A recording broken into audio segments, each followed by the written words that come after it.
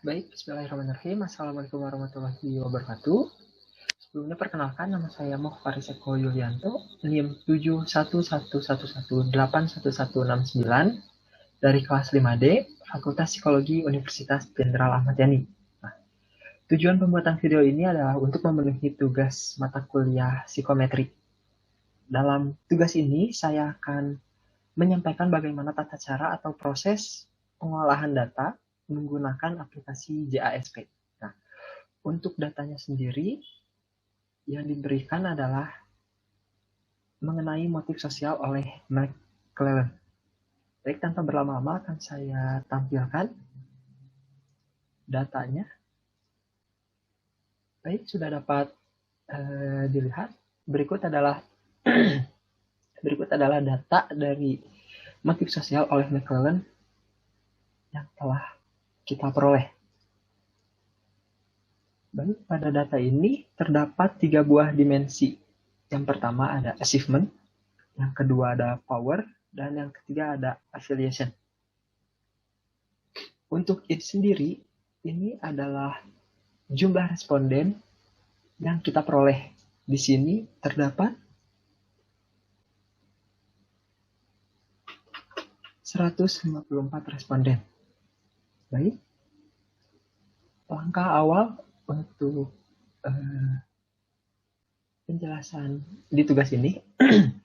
Pertama, kita save terlebih dahulu data di Excel ini. Kita pilih file, lalu save as. Lalu tentukan tempat di mana kita akan menyimpan data tersebut. Lalu rekan-rekan bisa mengubah tipenya, tipe data ini menjadi CSV, delimited. Mengapa harus berbentuk formatnya CSV? Karena aplikasi yang akan kita gunakan selanjutnya yaitu JASP hanya bisa membaca data yang berbentuk CSV atau TXT. Nah, kita akan menggunakan tipe atau format data CSV. Lalu di sini ada dua, ada CSV Macintosh juga. Nah, untuk rekan-rekan yang laptop atau PC-nya OS-nya Apple atau Macintosh, atau Macintosh, nah teman-teman bisa memilih formatnya CSV. Dikarenakan laptop saya Windows, OS Windows, maka saya pilih delimited. Baik, lalu rekan-rekan bisa save. Namun di sini karena saya sudah menyimpan file tersebut, maka kita lewati. Baik, jika telah rekan-rekan simpan, teman-teman minimize saja Excel-nya. Lalu teman-teman bisa buka atau beralih ke aplikasi JASP. Baik, untuk aplikasi JASP tampilan awalnya seperti ini. Langkah selanjutnya, rekan-rekan bisa pilih garis 3 di pojok kiri atas, klik, lalu pilih open, lalu cari file Excel yang sebelumnya telah teman-teman simpan dalam bentuk CSV. Baik, di sini saya telah menyimpannya. Bisa rekan-rekan lihat di sini judulnya yaitu motif sosial oleh McClellan. Baik, buka. Untuk tampilan data di JASP adalah seperti ini, kurang lebih tidak jauh berbeda dengan Excel. Nah, dalam tugas kali ini atau di dalam aplikasi JASP ini kita akan mencari reliabilitas dari alat ukur ini. Kemudian kita akan mengecek item-item mana saja yang berpotensi bermasalah atau kurang baik untuk bisa digunakan. Lalu dalam aplikasi JASP ini juga kita akan melakukan atau mencari tahu atau menganalisa validitas dari alat ukur ini. Baik, yang pertama kita akan mengecek reliabilitas dari alat ukur ini. Pertama-tama, rekan-rekan bisa mengubah label pada setiap item ini menjadi scale. Seperti ini. Klik di bagian sini. Klik here to change column type. Klik sekali. Lalu pilih scale.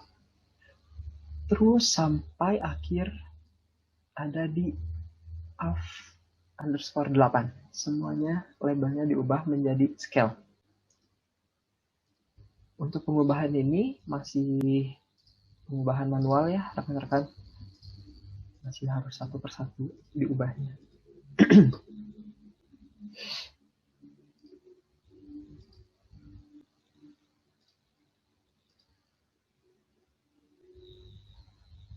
Nah, mungkin rekan-rekan ada yang bertanya, kenapa labelnya harus dirubah nih menjadi scale? Nah, kenapa skalanya ini harus dirubah menjadi scale? Karena pada analisa kali ini, kita itu akan melakukan analisanya menggunakan confirmatory factor analysis. Maka dari itu, kita harus mengubah labelnya terlebih dahulu menjadi scale. Gitu rekan-rekan.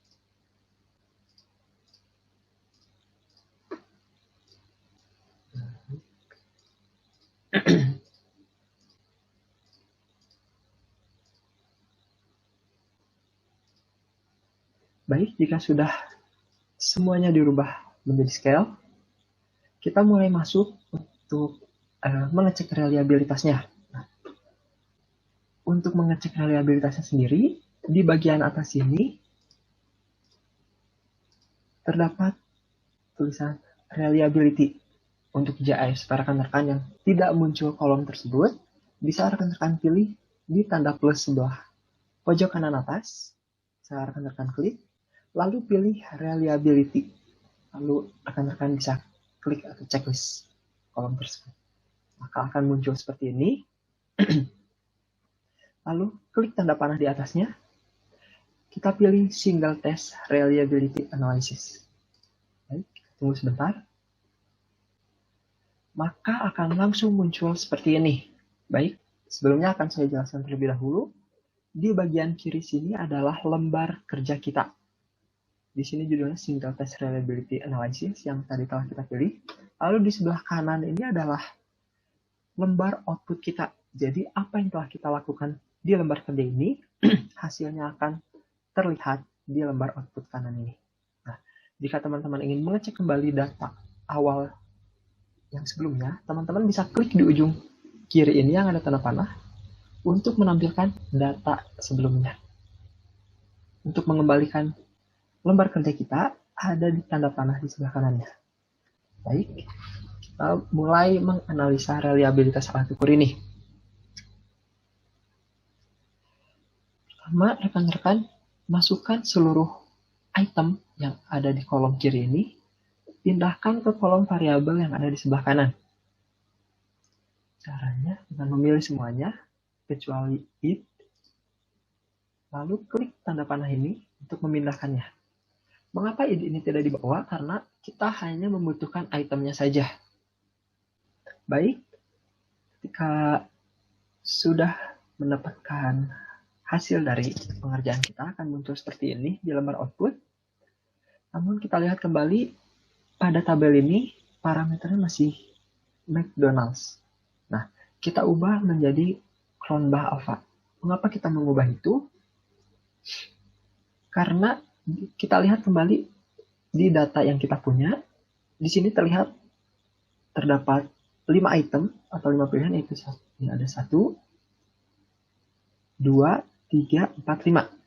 Nah, ternyata ada 5 opsi pada data ini, itu berarti data yang kita miliki adalah berbentuk polikotomus. Karena itu kita menggunakan formula alfa, maka kita ubah parameter ini menjadi alpha Cronbach. Bagaimana cara mengubah ini? Kita pilih di single test reliability. Bisa rekan-rekan lihat di sini terchecklist adalah McDonald's. Kita hapus McDonald's-nya, lalu kita ubah menjadi Cronbach Alpha. Kita klik Cronbach Alpha-nya. Kita tunggu sebentar. Nah, sekarang rekan-rekan telah menemukan atau mendapatkan hasil yang baru dengan parameter Cronbach Alpha. Di sini bisa kita lihat untuk nilai alpha Cronbach yang kita peroleh yaitu 0,763. Untuk lower bound dan upper bound ini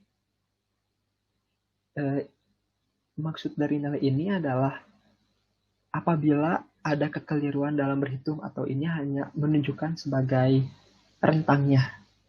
Itu adalah kontinumnya, begitu rekan-rekan. Nah, lalu kita bandingkan nilai alfa Cronbach pada data ini dengan parameternya, di mana dikatakan bahwa alat ukur tersebut reliabel apabila nilai alfanya lebih besar sama dengan 0,7. Nah, mengapa harus 0,7, rekan-rekan? Jadi itu menurut Densi, apabila nilai alfanya ini lebih besar dari 0,7, maka keandalan dari alat ukur tersebut kuat. Jadi kita menggunakan parameter tersebut, maka di sini kita peroleh 0,763 itu lebih besar dari parameternya, yaitu 0,7. Maka bisa kita katakan alat ukur ini reliable. Akan tetapi tidak sampai di situ saja untuk menguji reliabelnya. Kita akan melanjutkan untuk menganalisa dari item race correlation-nya. Atau kita ini akan mencari item-item mana saja yang berpotensi bermasalah. Baik, kita lanjutkan dengan kita balik ke lembar kerja. Kita klik, kita pilih di bagian individual item statistik. Lalu pilih Cronbach alpha if item drop, kita checklist. Lalu pilih juga item race correlation. Baik, kita tunggu sebentar. Sudah selesai, saya ingatkan kembali. Untuk tabel atas ini adalah untuk menguji reliabilitas dari alat ukurnya. Sedangkan untuk tabel yang di bawah ini adalah untuk menguji reliabilitas setiap soalnya. Bagaimana cara melihatnya atau cara menilainya? Dapat kita lihat di bagian item race correlation. Di sini kita menggunakan parameternya yaitu lebih besar atau sama dengan dari 0,4, maka item tersebut baik untuk digunakan. Apabila di bawah dari parameter tersebut, maka item tersebut harus di-drop atau harus diganti. Baik, kita cek terlebih dahulu item-item mana saja yang item race correlation-nya ada di atas 0,4. Baik, di data ini yang di atas 0,4 hanya ada 2 item, yaitu ada power 2 yaitu 0,505 dan power 3 yaitu 0,514. Dengan demikian kita memperoleh hanya ada 2 item yang baik untuk digunakan. Jadi dari keseluruhan item yang berjumlah 24, ternyata hanya 2 item saja yang baik untuk digunakan. Sehingga 22 item lainnya harus gugur, harus di-drop atau harus diganti persoalannya. Akan tetapi karena begitu banyaknya item yang harus gugur, nah jadi untuk parameternya kita ubah yang asalnya harus di atas 0,4, kita ubah menjadi harus lebih besar atau sama dengan 0,3. Nah, mengapa saya mengubah parameter tersebut? Itu berdasarkan dari Lisa Pedenberg, di mana dia mengatakan juga boleh item race correlation-nya lebih dari atau sama dengan 0,3. Nah, dengan demikian, banyak item yang bisa dilanjutkan atau yang cukup baik untuk bisa digunakan. Akan tetapi kita harus tetap memeriksa item-item mana saja yang masih ada di bawah dari 0,3. Kita cek. Ada achievement 7. Ada power 8. Affiliation 1. Sampai dengan affiliation 8. Sehingga ternyata ada 10 soal yang harus di-drop atau harus diganti persoalannya agar reliabilitas dari alat ukur ini menjadi meningkat. Kita coba untuk mengujinya, item-item mana saja yang kurang dari parameter yang kita tentukan. Di sini ada achievement 7, kita pilih terlebih dahulu. lalu ada power 8, lalu affiliation 1 sampai dengan 8. Kita telah pilih di kolom variabel, lalu kita kembalikan ke kolom di sebelah kiri. Ini tadi kita telah mencoba mendrop item yang tingkat reliabilitasnya rendah atau dianggap memiliki masalah item tersebut.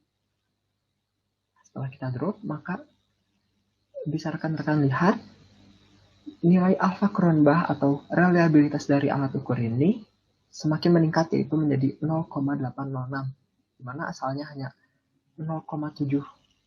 Sekarang meningkat menjadi 0,8. Nah, itu membuktikan bahwa sebetulnya reliabilitas dari masing-masing persoalan itu sangat penting untuk meningkatkan reliabilitas dari alat ukur yang akan kita ujikan. Begitu rekan-rekan. Ini sebagai contoh. Baik, jadi kesimpulan yang kita dapatkan dari pengujian reliabilitas dari alat ukur motif sosial mikrolearning ini dapat kita simpulkan bahwa alat ukur motif sosial ini dinyatakan reliable dengan catatan dari 24 item yang kita miliki ini ternyata hanya ada 14 item yang dapat digunakan. Sedangkan 10 item lainnya itu harus di-drop atau diubah atau dikaji kembali untuk meningkatkan reliabilitas dari alat ukur ini. Baik, untuk pengujian reliabilitasnya telah selesai. Sekarang kita lanjutkan untuk menguji bukti validitas alat ukur ini berdasarkan internal structure menggunakan confirmatory factor analysis. Untuk pengujian validitas, kita pilih di faktor, ada di bagian atas ini rekan-rekan. Diklik bagian panahnya, kita pilih sesuai kebutuhan kita tadi, yaitu menggunakan confirmatory factor analysis. Kita pilih.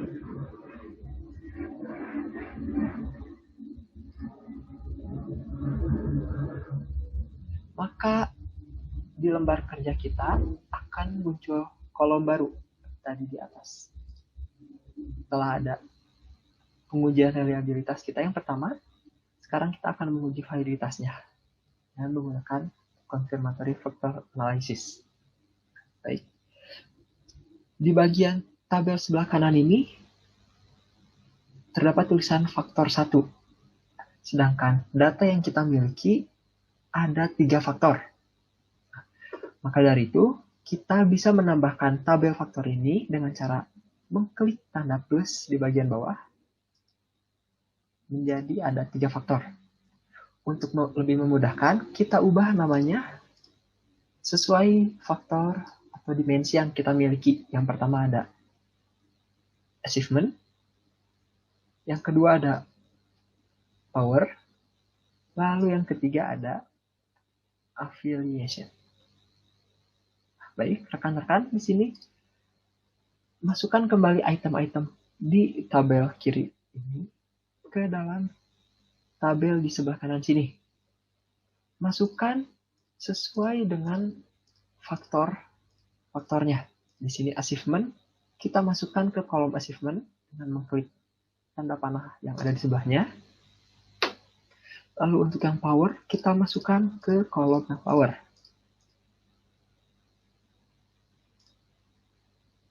Begitu pula dengan yang affiliation, kita masukkan ke kolom affiliation.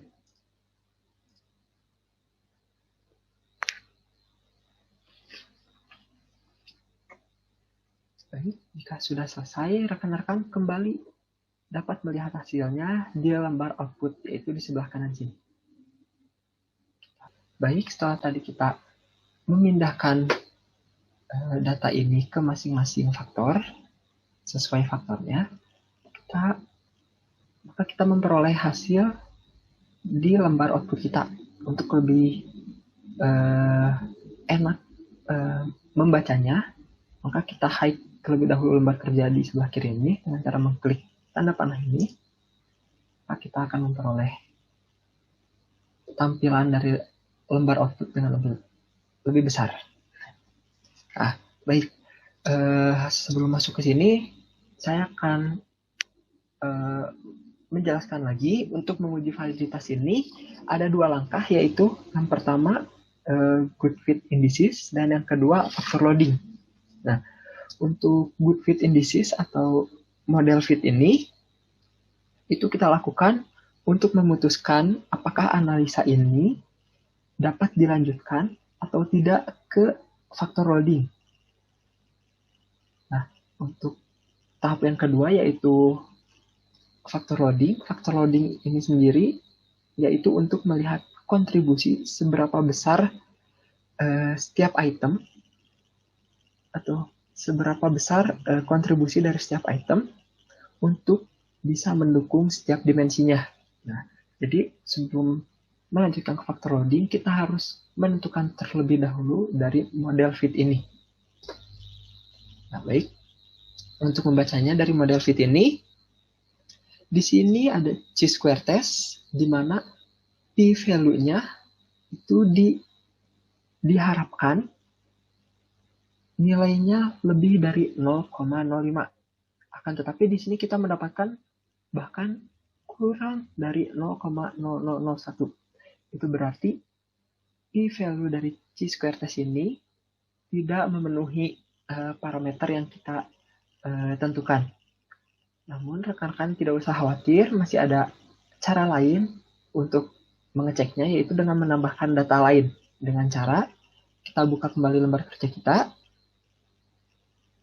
lalu kita pilih additional output, kita klik, lalu kita pilih additional fit measures, dan juga R-square. Baik, setelah tadi kita menambahkan datanya dari additional fit measures dan juga R-square, maka kita menambahkan tabel tambahan untuk dapat kita uji atau kita baca. Di sini yang pertama ada tabel fit indices, lalu ada tabel information criteria, ada tabel other fit measures, dan juga tabel R-square. Nah, yang kita baca cukup di bagian tabel fit indices pada comparative fit index atau CFI-nya. Lalu di tabel other fit measures di bagian goodness of fit index atau GFI.